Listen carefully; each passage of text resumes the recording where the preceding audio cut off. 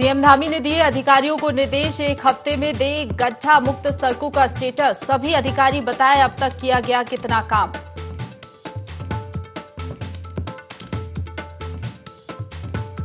मुख्यमंत्री पुष्कर सिंह धामी के नाम खटीमा विधायक ने प्रेषित की क्षेत्र की समस्याएं। जल भराव समेत कई अन्य समस्याओं का रखा जाएगा मुख्यमंत्री के सामने प्रस्ताव।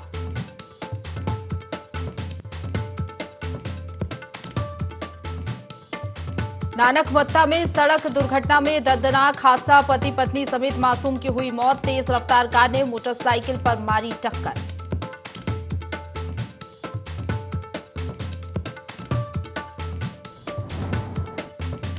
चंपावत के रीठा साहिब में गौशाला में लगी आग। आग लगने से 6 मवेशी जिंदा जले। राजस्व टीम कर रही मामले की जांच, सही जानकारी जुटा रही टीम।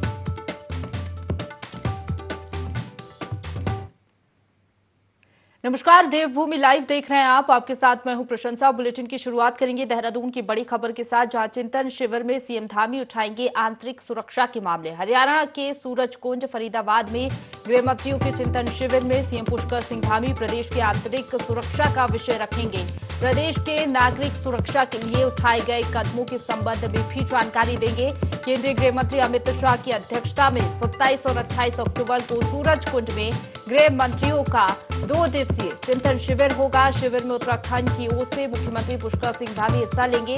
तैयारियों के संबंध में अधिकारियों के साथ सीएम धामी ने बैठक भी की थी।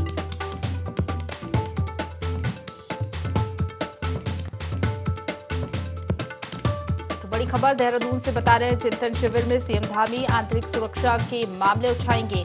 हरियाणा के सूरजकुंड फरीदाबाद में गृह मंत्रियों के चिंतन शिविर में सीएम पुष्कर सिंह धामी प्रदेश की आंतरिक सुरक्षा का विषय रखेंगे। प्रदेश के नागरिक सुरक्षा के लिए उठाए गए कदमों के संबंध में भी सीएम धामी जानकारी देंगे। केंद्रीय गृह मंत्री अमित शाह की अध्यक्षता में 27 और 28 अक्टूबर को सूरजकुंड में गृह मंत्रियों का 2 दिवसीय चिंतन शिविर होगा। शिविर में उत्तराखंड की ओर से मुख्यमंत्री पुष्कर सिंह धामी हिस्सा लेंगे।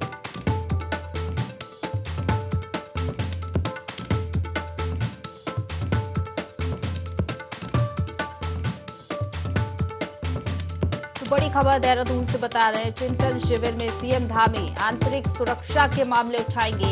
हरियाणा के सूरजकुंड फरीदाबाद में गृह मंत्रियों के चिंतन शिविर में सीएम पुष्कर सिंह धामी प्रदेश की आंतरिक सुरक्षा का विषय रखेंगे। प्रदेश के नागरिक सुरक्षा के लिए उठाए गए कदमों के संबंध में भी जानकारी देंगे।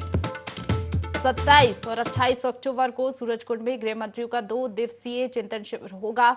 इसी खबर पर ज्यादा जानकारी के साथ हमारे साथ principal correspondent Kailash Visht live जुड़ गए, उनका रुख करेंगे। कैलाश, सीएम धामी आंतरिक सुरक्षा के मामले उठाएंगे, जो 2 दिवसीय चिंतन शिविर होने जा रहा है 27 और 28 अक्टूबर को। कितना अहम ये चिंतन शिविर होने जा रहा है? देखिए, बिल्कुल ये जो चिंतन शिविर है बहुत ही महत्वपूर्ण ये चिंतन शिविर है, क्योंकि गृह मंत्रियों की यह बैठक है और जो केंद्रीय गृह मंत्री हैं अमित शाह, उनके द्वारा यह बैठक ली जाएगी। और चूंकि पुष्कर सिंह धामी जो प्रदेश के मुख्यमंत्री भी हैं और अहम जिम्मेदारियां उनके कंधों पर हैं, तो जाहिर तौर पर ये बहुत अहम जिम्मेदारी उनके पास हो जाती है, क्योंकि गृह मंत्रालय भी उनके पास है। और गृह मंत्रालय का जिम्मा जब किसी भी मंत्री के पास होता है, तो जाहिर तौर पर जो गृह से संबंधित जो समस्याएं होती हैं, उन समस्याओं को रखना, उन समस्याओं को निस्तारण करना, ये बहुत अहम हो जाता है। उत्तराखंड की अगर बात करें प्रशंसा, तो उत्तराखंड क्योंकि भौगोलिक अगर परिस्थितियां यहाँ पर देखें तो बहुत ज्यादा यहाँ पर विषम परिस्थितियां हैं, क्योंकि यहाँ पर जो अंदरूनी जो व्यवस्थाएं हैं, अंदरूनी व्यवस्थाओं की अगर बात करें तो वो तो है ही, उसके साथ साथ जो चुनौतियां हैं बाहरी, अगर कुछ इलाकों की हम बात करें, जैसे पिथौरागढ़ की हम बात करें, उत्तरकाशी की बात करें, चमोली की बात करें, तो ये कुछ जिले हैं जो आंतरिक सुरक्षा से बहुत यहाँ पर संवेदनशील हैं, बहुत महत्वपूर्ण हैं, जिनकी सीमाएं यहाँ पर चीन से लगती हैं। वहीं कुछ जिले, अगर चंपावत की बात करें, जो मुख्यमंत्री की जो विधानसभा है, वो सीमाएं नेपाल से यहाँ पर लगती हैं। तो 2 ऐसे देश हैं जिन 2 देशों से यहाँ पर सीमाएं रगली हैं उत्तराखंड की, और उनकी दृष्टि से जो सामरिक जो जिम्मेदारियां होनी चाहिए, सामरिक दृष्टि भी यहाँ पर महत्वपूर्ण है। और जो सुरक्षा की हम बात करें, सुरक्षा भी यहाँ पर बहुत महत्वपूर्ण है। तो लिहाजा ये जो बैठक होने जा रही है, इस बैठक को लेकर कल देर शाम को मुख्यमंत्री ने बैठक की थी, अधिकारियों के साथ चिंतन किया था और आगामी जो 27 और 28 अक्टूबर को ये जो बैठक हो रही है गृह मंत्रियों की, इस बैठक में जब सम्मिलित होंगे मुख्यमंत्री, तो पूरे होमवर्क के साथ सम्मिलित होंगे कि क्या कुछ जिम्मेदारियां हैं, क्या कुछ चुनौतियां हैं और उन चुनौतियों से कैसे यहाँ पर जो उत्तराखंड की सरकार है वो यहाँ पर पार पाना चाहेगी। इसी को लेकर ये बैठक होगी और इसी को लेकर मुख्यमंत्री इस बैठक में शिरकत करेंगे। चलिए, आप बने रहिए हमारे साथ, आगे भी आपसे जानकारी लेंगे कैलाश। तो आगे बढ़ेंगे, देहरादून से एक और बड़ी खबर मिल रही है जहां परिवहन विभाग में 7 अधिकारियों के तबादले हुए हैं। 7 अधिकारियों के प्रमोशन के बाद तबादले किए गए हैं। राजीव मेहरा उप परिवहन आयुक्त देहरादून के बनाए गए हैं। द्वारिका प्रसाद संभागीय परिवहन अधिकारी, प्रवर्तन अल्मोड़ा की जिम्मेदारी उन्हें दी गई है। दिनेश चंद्र पटकोई संभागीय परिवहन अधिकारी प्रशासन पौड़ी के बनाए गए हैं। सुनील शर्मा संभागीय परिवहन अधिकारी प्रशासन देहरादून की जिम्मेदारी उनको मिली है। शैलेश तिवारी को संभागीय परिवहन अधिकारी प्रवर्तन देहरादून की जिम्मेदारी मिली है। इसके साथ ही गुरुदेव सिंह को संभागीय परिवहन अधिकारी प्रशासन अल्मोड़ा की जिम्मेदारी मिली है। इसी खबर पर ज्यादा जानकारी के साथ हमारे साथ principal correspondent Kailash Bisht live बने हुए, उनका रुख करेंगे। कैलाश, परिवहन विभाग में बड़ा फेरबदल हुआ है।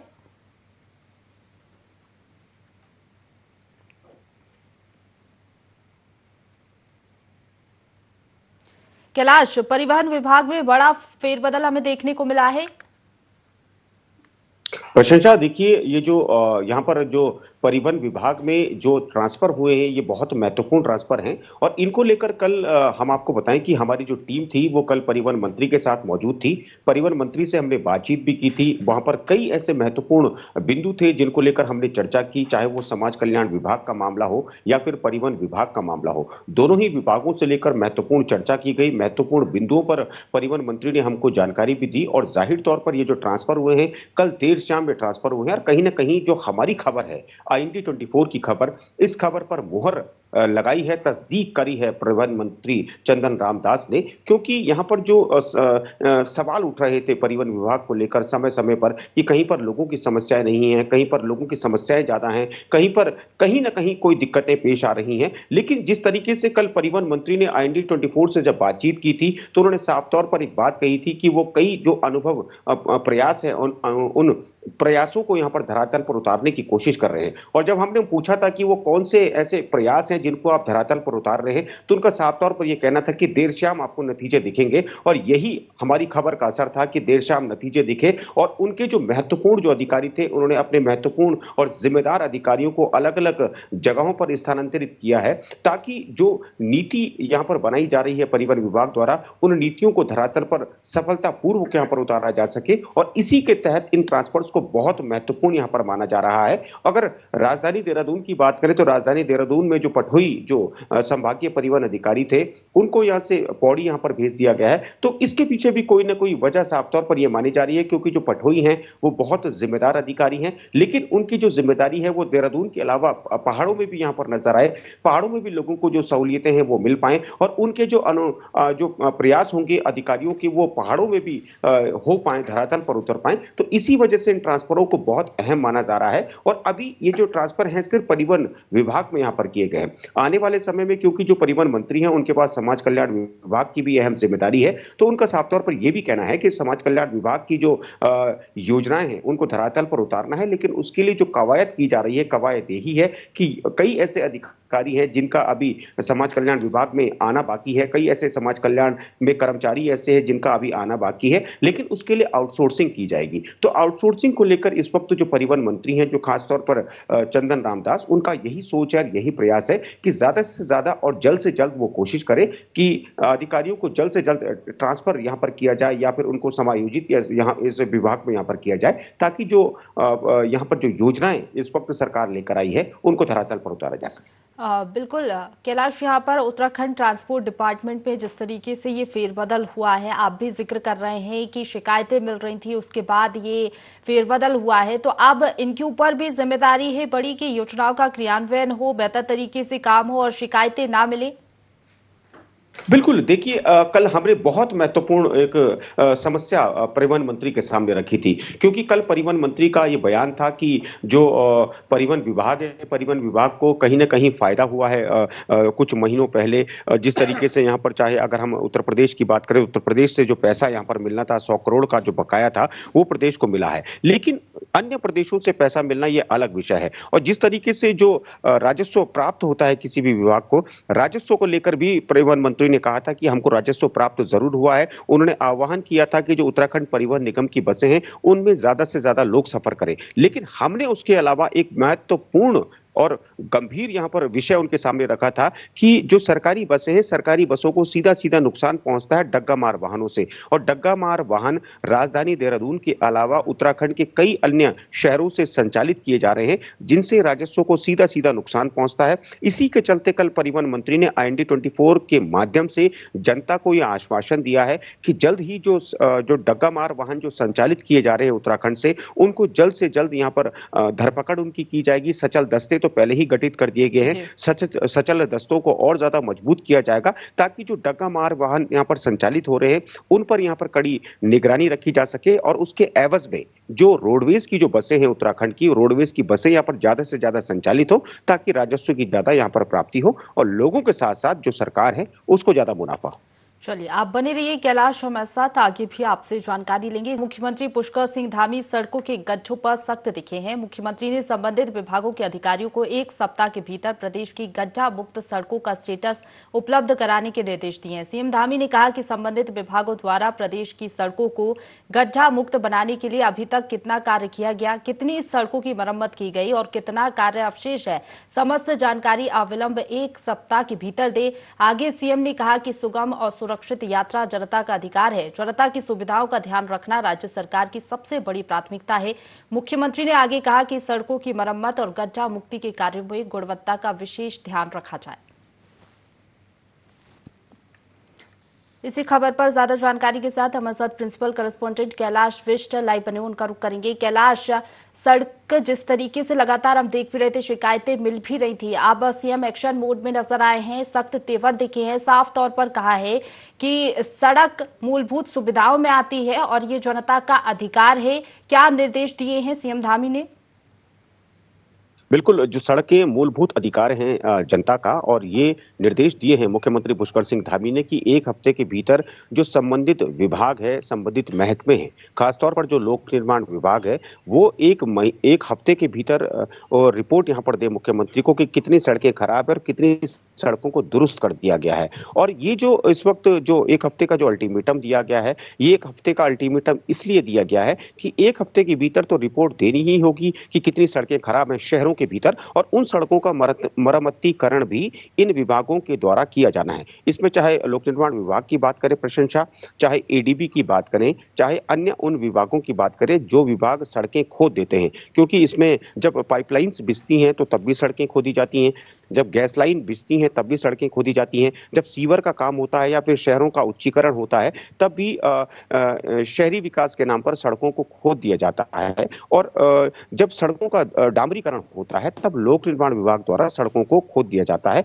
या उनको दुरुस्त करने के लिए कहीं ना कहीं व्यवस्थाएं की जाती हैं। तो ऐसे कई विभाग हैं जिनके अंतर्गत सड़कें आती हैं और इसीलिए मुख्यमंत्री ने साफ तौर पर यह कहा है कि जो सड़कें हैं सड़कों का डामरीकरण और उच्चीकरण होना चाहिए, क्योंकि लगातार ये शिकायतें हो रही थी और इन सड़कों की वजह से कई ऐसे लोग हैं जो अपनी जिंदगियां अभी तक समाप्त कर चुके हैं, जिनकी जिंदगियां लील चुकी है ये सड़कें। और बरसात के दिनों में तो हालात इतने बुरे हो जाते हैं कि जब सड़कों में जल भराव होता है तो लोगों को ये मालूम नहीं चलता कि आखिर गाड़ियां वो कहां से निकाले, जिसके चलते बरसात के दिनों में भी कई हादसे हुए जिसमें कई लोगों ने अपनी जान गंवाई। और इसीलिए मुख्यमंत्री ने अब ये संज्ञान लिया है कि अब बरसात खत्म हो चुकी है और समय है सड़कों के डामरीकरण का, लेकिन अभी तक विभागों द्वारा किसी भी तरह की कोई कार्रवाई नहीं हो पाई है। तो मुख्यमंत्री साफ तौर पर ये चाहते हैं और ये निर्देश भी दिए हैं कि 1 हफ्ते के अंदर अंदर उनको रिपोर्ट चाहिए कि जहां पर सड़कें खराब है उन सड़कों का दुरुस्तीकरण हो, उन सड़कों को बनाया जाए और उन सड़कों को बनाने के बाद ये रिपोर्ट सौंपी जाए कि ये सड़कें खराब थी, इन सड़कों का डामरीकरण हो चुका है और अब ये जनता के लिए सड़कें समर्पित हैं।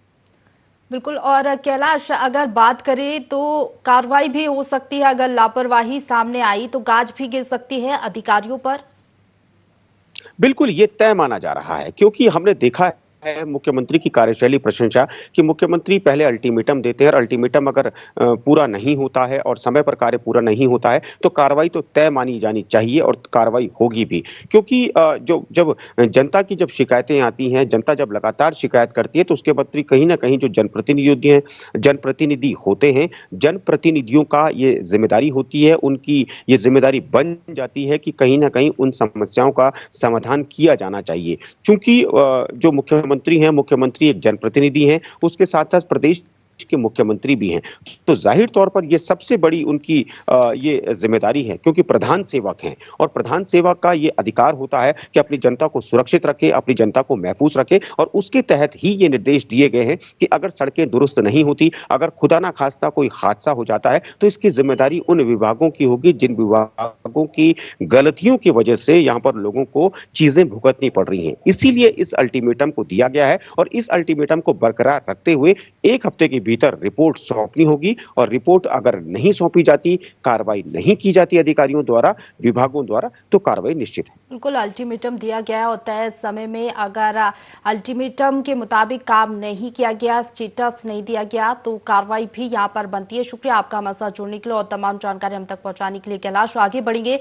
देहरादून से बड़ी खबर है, जहां तुनवाला चौक में गुलदार दिखाए। क्षेत्र में दहशत का माहौल है। पुलिस की टीमें लगातार गश्त कर रही हैं। शावकों के साथ लंबे समय से क्षेत्र में गुलदार दिख रहा है। वन विभाग की टीम भी मौके पर मौजूद है। गुलदार को पकड़ने के लिए जाल लेकर टीम पहुंची है। दुकानदारों ने भी दुकानें दहशत में आकर बंद कर दी।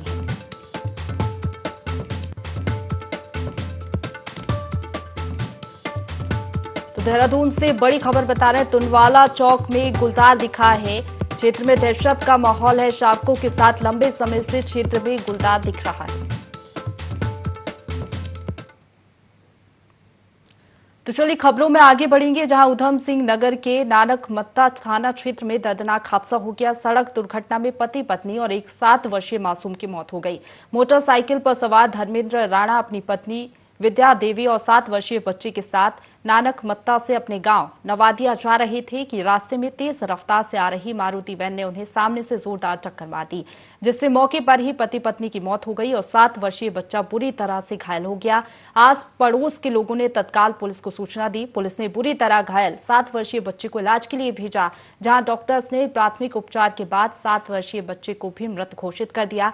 पुलिस ने मृतकों के शवों को पंचनामा कर खटीमाग में पोस्टमार्टम के लिए भेज दिया है।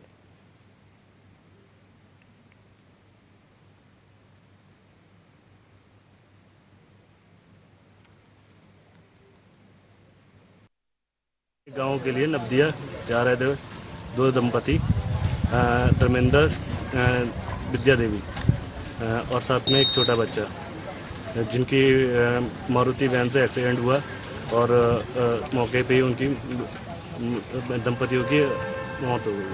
ये आज सुबह में सूचना मिली कि सिद्धा नवदिया हाईवे जो नानकमत्ता पड़ता है, उस पर एक फैमिली पति पत्नी और एक 7 साल का बच्चा उनका मोटरसाइकिल से अपने घर को जा रहे थे खटीमा से, और उसका जो है मारुति वैन सितारगंज की ओर से आ रही थी। उसने सामने से उनको टक्कर मारी और दोनों एक्सीडेंट में पति पत्नी वहीं पे ऑन द स्पॉट डेथ हो गई। बच्चे को 7 साल का बच्चा है, वो काफी सीरियस था, जिसे हायर सेकेंडरी रेफर कर दिया गया है। अभी पंचायतनामे की कार्रवाई हम लोग कर रहे हैं। आगे बढ़ेंगे। उत्तराखंड के उपनेता प्रतिपक्ष भुवन चंद्र कापड़ी ने खटीमा नगर पालिका क्षेत्र में जल भराव से निजात के लिए सीवर लाइन का निर्माण, गौशाला का निर्माण सहित 10 कामों को स्वीकृत करने की गुहार लगाई है। बता दें कि सीएम पुष्कर सिंह धामी ने सभी विधायकों से सीडीओ के माध्यम से प्राथमिकता के आधार पर 10 विकास कार्यों की सूची मांगी है।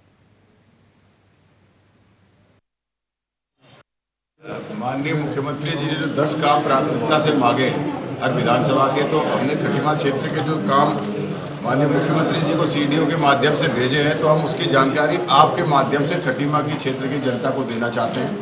जिसमें पहला काम है खटीमा नगरपालिका के क्षेत्र को जल भराव से मुक्त कराने के लिए सीवर लाइन का निर्माण, और दूसरा है खटीमा विधानसभा क्षेत्र में किसानों को जो है जानवरों से निजात दिलाने के लिए, एक्सीडेंटों से लोगों को बचाने के लिए गौशाला का निर्माण जो महत्वपूर्ण है।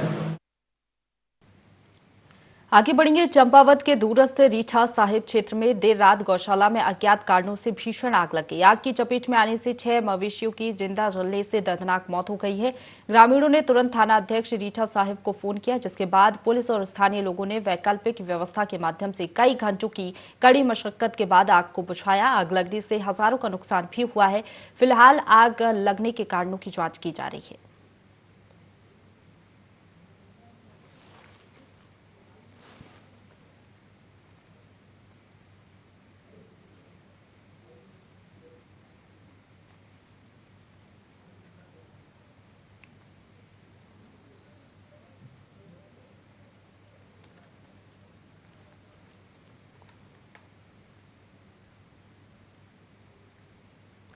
आगे बढ़ेंगे। देहरादून से खबर है, जहां तुनवाला चौक में गुलदार दिखाए। क्षेत्र में दहशत का माहौल है। पुलिस की टीमें गश्त में लगी हुई हैं। शावकों के साथ लंबे समय से क्षेत्र में गुलदार दिख रहा है। वन विभाग की टीम भी मौके पर मौजूद है। गुलदार को पकड़ने के लिए जाल लेकर टीम पहुंची है। दुकानदारों ने भी दहशत में आकर दुकानें बंद कर दी है। देहरादून से बड़ी खबर, तुनवाला चौक में गुलदार दिखाए। क्षेत्र में दहशत का माहौल है। पुलिस की टीमें लगातार गश्त में जुटी हुई हैं। शावकों के साथ लंबे समय से क्षेत्र में गुलदार दिख रहा है। वन विभाग की टीम भी मौके पर मौजूद है। गुलदार को पकड़ने के लिए जाल लेकर टीम पहुंची है। इसी खबर पर ज्यादा जानकारी के साथ हमारे साथ principal correspondent Kailash Visht phone line पर जुड़ गए हैं। कैलाश, लगातार हम देख रहे हैं रिहायशी इलाकों में गुलदार पहुंच रहे हैं। ऐसे में लोगों का जीना भी मुश्किल हो गया है। टीम का क्या कहना है, कब तक गुलदार को पकड़ लेगी? देखिए, अभी बीते 1 हफ्तों से लगातार शिकायतें मिल रही थी। जो देहरादून का जो बालावाला और तुलवाला जो क्षेत्र है, वहां पर 2 से 3 ऐसे गुलदार हैं जो लगातार जो यहाँ पर कॉलोनी है, कॉलोनी में यहाँ पर घूम रहे हैं। क्योंकि इसके बगल में जो रायपुर का जो जंगल है, वहीं से कहीं न कहीं धमक हो सकती है गुलदारों के क्षेत्र में। और कल देर रात की बात करें प्रशंसा, तो कल देर रात हमारी जो टीम थी वो मौके पर मौजूद थी। देर रात हमने भी जो वन विभाग और पुलिस की जो टीमें थी उनके साथ गश्त की थी। उसके बाद लगातार हमने लोगों से संपर्क किया था और रात लोगों का यही कहना था कि यहाँ पर जो गुलदार है, गुलदार की वजह से कहीं ना कहीं दहशत है क्षेत्र में। और कल हमने देखा भी, क्योंकि त्योहार का जो सीजन है, ऐसे में जब बाजारों में जब रौनक रहती है, तो कल जल्दी ही दुकानदारों ने अपनी दुकानें बंद कर दी थी, जिसके बाद वो घरों के लिए रवाना हो गए थे। और हमने जब पूछा लोगों से कारण, तो उनका यही कहना था कि भले ही त्योहारी सीजन है, लेकिन गुलदार की धमक से उनकी जो दुकानें हैं, दुकानों का जो जायका है वो फीका पड़ चुका था। उसके बाद वन विभाग की टीमें जो थी पूरे यहाँ पर इक्विपमेंट के साथ मौजूद थी। जाल वो लेकर आए थे कि गुलदार अगर दिखाई देता है तो गुलदार को वो पकड़ सकते हैं। हालांकि अभी गुलदार पकड़ में नहीं आया है, लेकिन इसके साथ ही ये भी जानकारी है कि जनहानि की कोई भी अभी सूचना नहीं है। और कोशिश यही की जा रही है कि गुलदार अगर दिखाई देता है, कहीं पर भी पकड़ में आता है, तो उसको ट्रैंकुलाइज किया जाए, ताकि ट्रैंकुलाइज करके ही वो बेहोश हो और उसको पकड़ के जंगल में छोड़ दिया जाए। जी प्रशंसा, हमारे साथ जुड़ने के लिए और तमाम जानकारी हम तक पहुंचाने के लिए।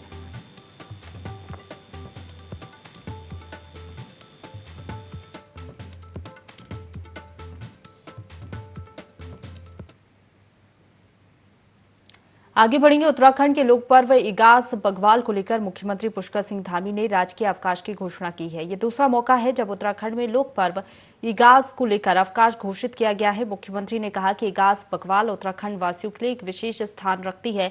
ये हमारी लोक संस्कृति का प्रतीक है। हम सबका प्रयास होना चाहिए कि अपनी सांस्कृतिक विरासत और परंपरा को जीवित रखें। नई पीढ़ी हमारी लोक संस्कृति और पारंपरिक त्योहारों से जुड़ी रहे, ये हमारा उद्देश्य है।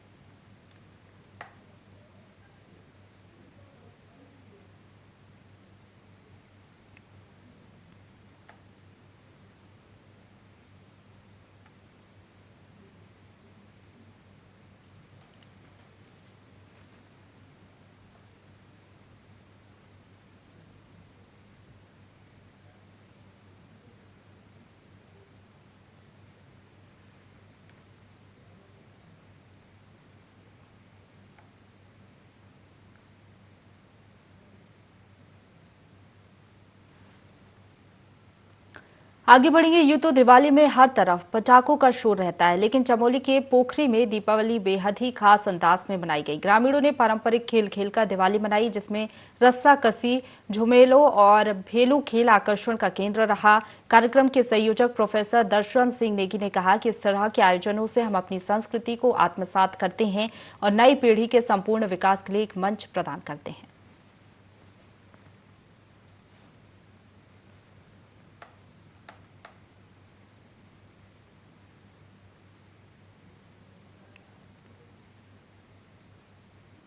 इसी के साथ बुलेटिन में फिलहाल इतना ही। खबरों का सिलसिला लगातार जारी है, आप बने रहिए हमारे साथ।